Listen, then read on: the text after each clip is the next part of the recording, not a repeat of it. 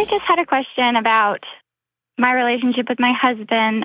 It feels like he kind of treats me like the maid in a lot of ways. And then, like, at the end of the day, he's kind of, like, baffled as to why I'm not, like, diving into intimate time with, like, any kind of fervor and not feeling very affectionate towards him. And I know it's a two-sided issue that we've kind of created this dynamic together, but we've been married for like 13 years and just been through the ringer kind of.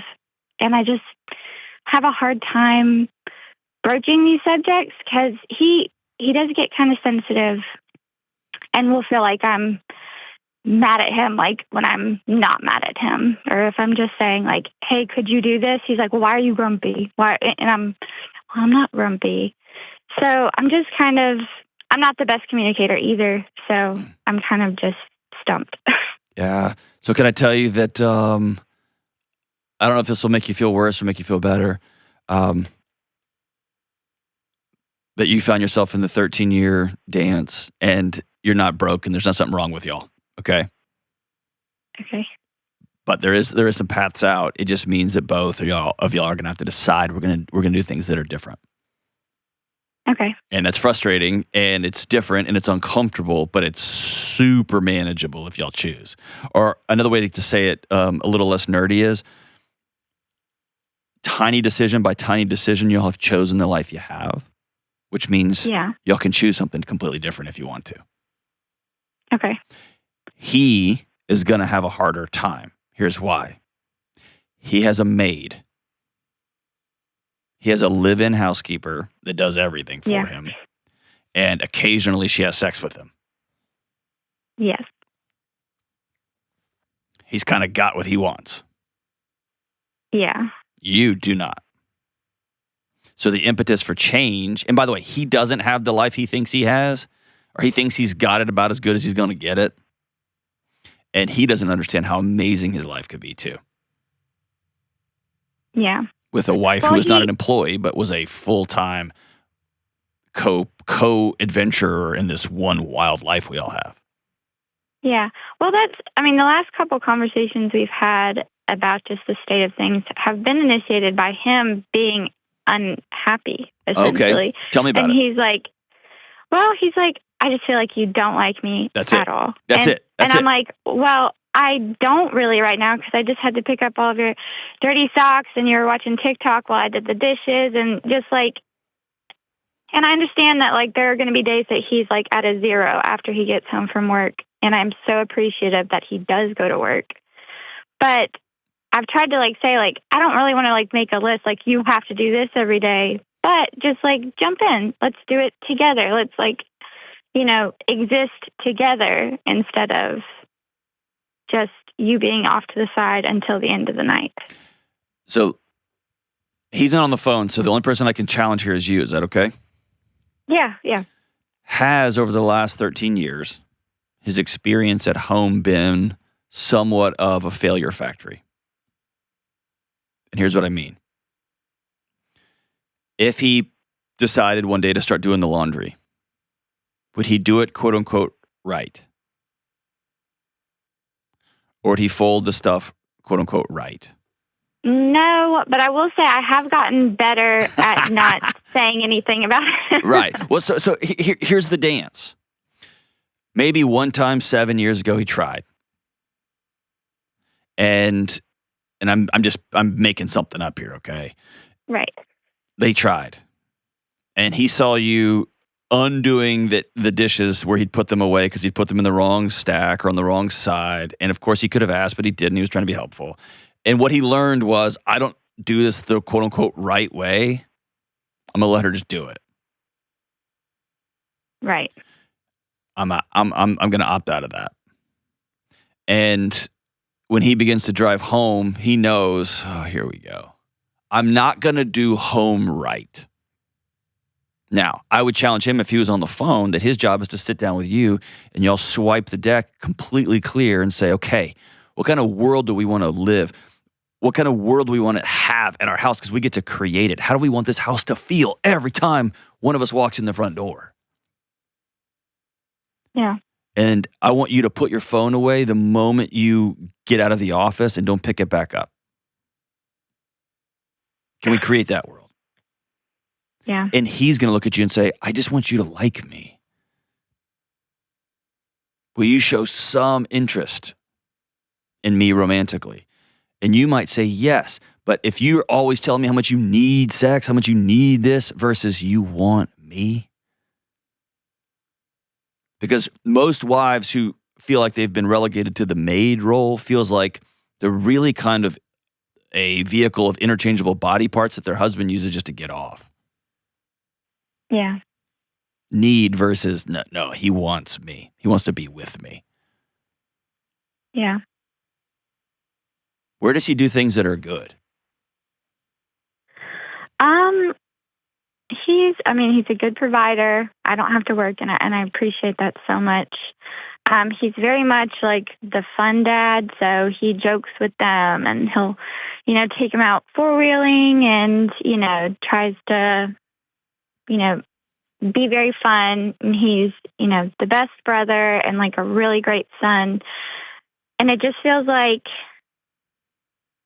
he's really good in all these areas. And if you were to talk to somebody in his office, they'd be like, oh my gosh, he's such a hard worker.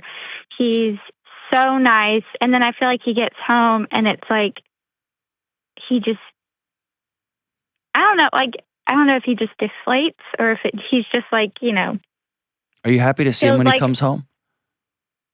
No. Yeah. And I want to be. I know. And but I feel like that's so mean. Don't blow by it. Just sit on that for a second. Yeah. Because I know it's both and. But it's hard when everyone tells you how great your husband is. And it's like, that's not the guy I experience at home. Yeah. And it's usually a mix of both. He knows you don't want him to come home. Yeah. Or he knows you want him to come home, but he knows you don't like it when he's there because he's in your house. Yeah. And he's not doing your house the way you want house done. And if he was on the phone, I would tell him it's not an excuse. You got to plug in, dude. Yeah. But here's this weird place y'all find yourselves. Y'all are going to have to decide, we want to like each other again.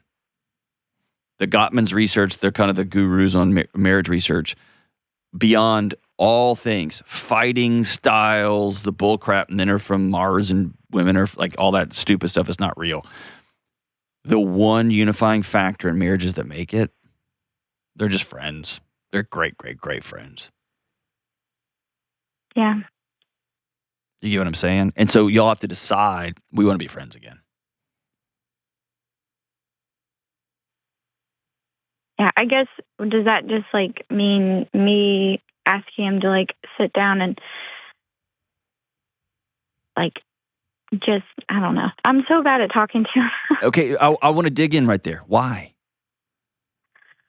I mean, do you have this Hollywood version of your house that if we have to say it makes it less?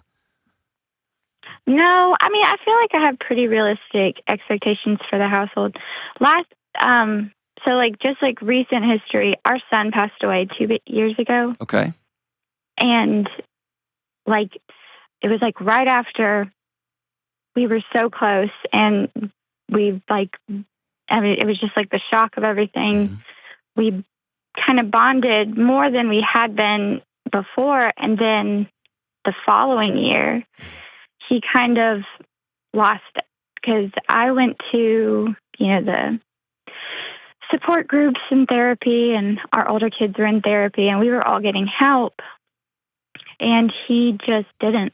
And he was like, well, you're my wife, like you can help me. And I was like, I'm drowning. I can't help anyone. Okay. And so he got really mean for a really long time. And what does really mean?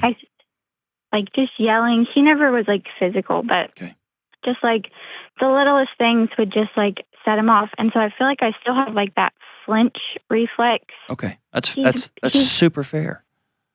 Yeah. Super fair. So don't walk around saying, well, I'm just not good at talking. You have a husband that went through a gnarly depression. It's probably still there. Yeah. I'd say most couples, I haven't looked at the data recently, but most couples don't survive the loss of a child. And here's why. Yeah. Because of the pace of their grief is different. Yeah. One person's like, all right, can we get on with our life? And the other person's like, whoa, realize what just happened. And one person goes to counseling and gets on it and let's go. And the other person just is buried for a while. Yeah. And then eventually you look up 2 years, 3 years, 5 years later, it's like, I don't know that dude anymore. That sounds very accurate. Okay. What was your child's name? Thomas. How did he pass away? He was 6 months old. It was positional asphyxiation. Oh, man. It was just like super crazy traumatic. Yeah. And he ended up, the only reason we didn't get a divorce, like when he did kind of lose his mind, is because he ended up getting really, really sick. And it was almost like his body was like, nope, like no more. And we went to every doctor. They couldn't tell us what was wrong with him. And still, it's a little bit of a mystery. And I was like, just a couple weeks ago, I was like, that was like your body and God saying, like, sit down. Yeah. Like, you gotta stop. And so I'm so thankful that happened when it did, because it was just like so toxic, and he's been much better since, this past year has been better than the previous. And so maybe we're at a place now where it's time for honesty and skill building. Okay. Here's what I mean. I want you to, and you're thinking, God, I have to plan one more thing. And what I would say is yes. Because you painted me a picture of a husband that's drowning. Yeah. And you're thinking, God, there's so many life rafts out in this lake. And I was able to get on the life raft. I got all our kids on the life raft. You're right about all that stuff. But right this second is not the time for keeping score. Right. If you go back and look at the data that says that anxiety and often depression are quote unquote women's illnesses because they're diagnosed so much more frequently.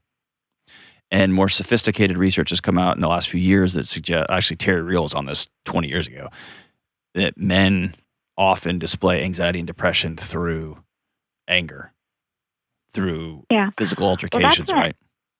He's kept on like having what we thought were like cardiac episodes, and we went to the cardiologist and he was like, he's having panic attacks. That's exactly right. Which of course he, as like, I don't know, he comes from a very macho family and they're wonderful and they love him very much, but they just have very, very traditional, like, that's not something that would happen to a man. Right. But it is. All collectively kind of brushed it off. But I was like, if the doctor's here telling us, So think of it this way.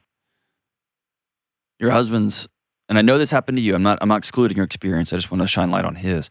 Right. Your husband's son passed away. And the story he's probably told himself was there was some level of prevention that could have stopped that. Yeah. Putting a blanket in a different position, putting a pillow in a different position, putting a stuffed animal, whatever happened. Yeah. And your husband leans over and looks in his toolkit for what to do next, and there is nothing. His toolkit is empty. Because his parents, the ones who were supposed to put tools in that toolkit, said, you shut your mouth and move on with your day. Yeah. And so that tends to lead a more compassionate, Now, that doesn't negate the fact that he started to treat you, his way of getting through the day is just to numb out. He scrolls his life away. And you, because you're a person who's picking up the slack in the house, I often have asked parents, how did you, especially when one parent picks up all the slack, how did you make it? And they're like, I had to. Yeah. Right? And so you've had to the last 24 months. And I'm super grateful for you. And when the lights come back on for him, he will be too. But right now, the world is his only connection to humanity is through a sexual encounter with you. That's it. That's his only connection to intimacy. Mm. And for you, I need you present socially so that I can even get there in my head and my body. Just miss each other in the night. And he Yeah. just has gotten used to his socks magically appearing in the drawer because he's tuned out. That makes sense. And so both of you have to sit down. And again, when y'all sit down, I'm giving you a chore, and you're gonna be like, God, I have a chore, but we're here. I want you to plan a half day together, and I want you to find somebody to watch your boys. And I want you all to have a 2-year since Thomas passed away. Here we are. And I think it's right and honest for you to say, I love you, and I want to learn to like you again. Okay. And here's what I need. And it is not sexy to say, I need to not see your phone. I need you to not bring your last meeting home. I need you to practice being likable inside this house. And then you turn around and say, what are some things I can do? And you'll have to start there and ask him, are you willing? Are you willing? Yeah. If you can imagine that conversation in your head, what do you see him doing?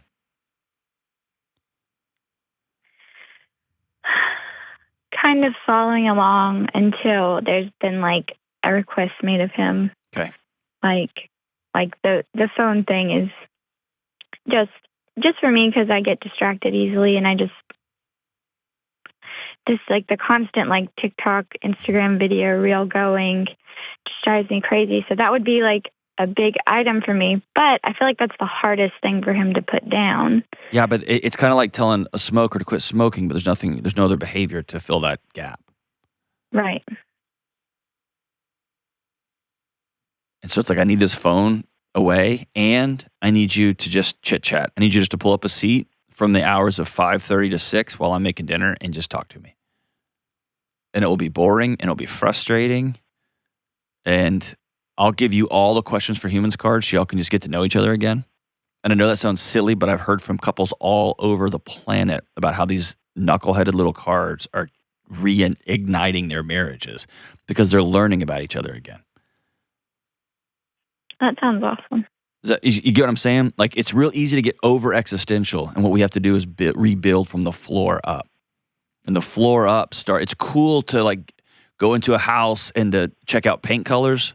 But before that, there's a bunch of dudes outside laying concrete forms. Yeah. So they can just pour a foundation back. And that's where y'all are.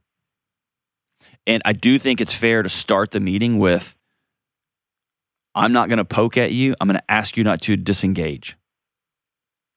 I'm on your team. I love you more than life itself. You're the father of my kids. You're my husband for 15 years. We've been through hell together the last 2 years. And the things I put on the table are not attacks. They are invitations. Please stay present with me.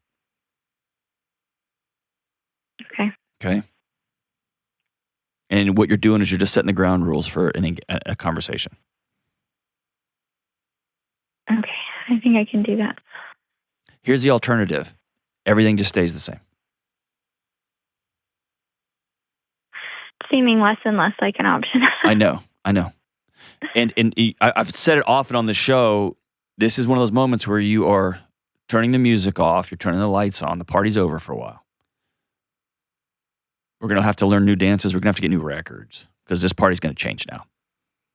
And it almost always takes one partner just saying, I'm done with this, but I want to rebuild something new with you. And the flexing and the macho and the just trying to numb it all away isn't working inside your own house. Whew. So circling back, y'all aren't broken. Y'all had an extraordinary event that you need to deal with. And you're probably going to need some professional help to go through it. And it might be him saying, if he won't go see a therapist because of how he was raised and all that, fine.